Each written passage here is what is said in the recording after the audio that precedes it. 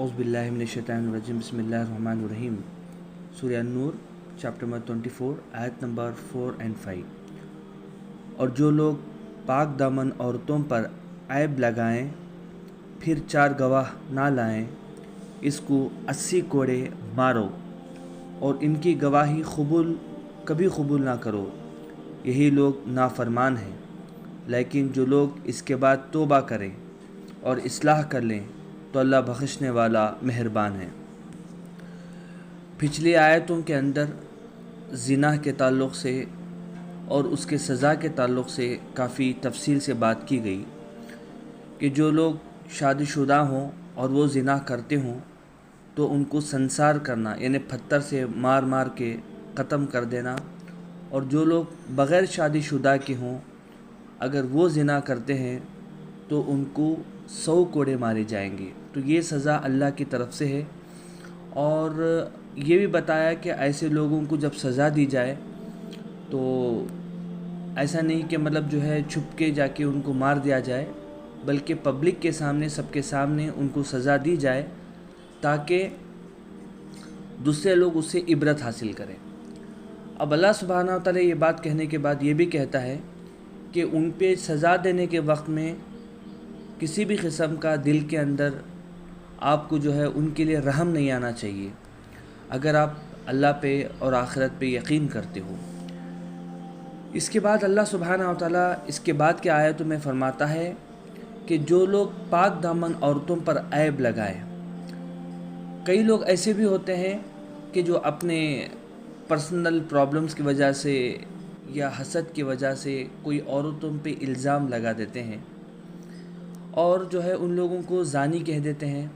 یا ان پہ کسی قسم کا عیب لگا دیتے ہیں۔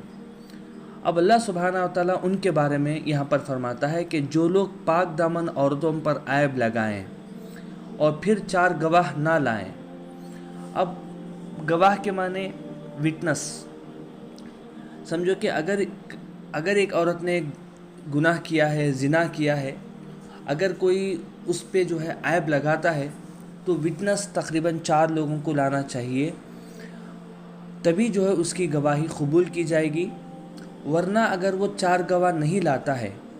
تو جو شخص آیا تھا عیب لگانے کے لیے اور عورت پہ جو عیب لگایا، الٹا اسی کو 80 کوڑے مارنے کے لیے اللہ نے فرمایا ہے۔ اگر وہ 4 گواہ اگر نہ لائے تو کیا ہو گیا، اس کو اللہ سبحانہ وتعالی فرماتا ہے کہ 80 کوڑے مارو اور ان کی گواہی کبھی قبول نہ کرو، کیونکہ جو شخص عیب لگاتا ہے اور خاص کر زنا کے بارے میں اگر کسی نے الزام لگا دیا تو یہ سب سے بڑا گناہ ہے۔ تو اللہ سبحانہ وتعالی فرماتا ہے کہ ایسے شخص کو ایک تو 80 کوڑے مارو، اس کے بعد اس کی گواہی یعنی اس کی وٹنس کسی میں کبھی قبول نہ کرو، اور یہی لوگ نافرمان ہیں، اللہ فرماتا ہے۔ اس کے بعد لیکن جو لوگ اس کے بعد توبہ کر لیں، سمجھو کہ وہ 80 کوڑے مار بھی کھا لیا، اگر وہ توبہ کر لیا اور اصلاح کر لیا تو اللہ سبحانہ وتعالی بخشنے والا ہے اور مہربان ہے، کیونکہ اللہ سبحانہ وتعالی رحم کرنے والا ہے تو اللہ معاف کر دیتا ہے، اللہ جو چاہے۔ اس سے یہ بات ثابت ہوتی ہے کہ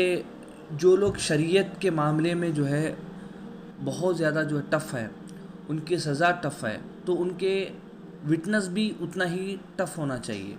ایسے نہیں کہ کوئی بھی کسی کو کہہ دیا کہ یہ زانی عورت ہے تو اس کو اٹھا کے جو ہے سنسار کر دیا یا اس کو 100 کوڑے مار دیے۔ اور اس آیتوں کے اندر یہ بھی بات ہو سکتی ہے کہ جیسا عورتوں کے جو عزت کے لیے جو ہے تھوڑا سا اس کو یہ ساری چیزیں اتنا ٹف رکھا گیا، تو خاص کر کیونکہ مردوں پہ عیب لگانا کوئی بڑا ایشو نہیں دکھتا اپنے ماحول میں، مگر عورتوں پہ عیب لگانے کے لیے اللہ سبحانہ وتعالی نے خاص یہ سزا فرمائی ہے۔ بس اللہ سے دعا ہے کہ اللہ سبحانہ وتعالی ہم سب کو صحیح راستہ عطا فرمائے۔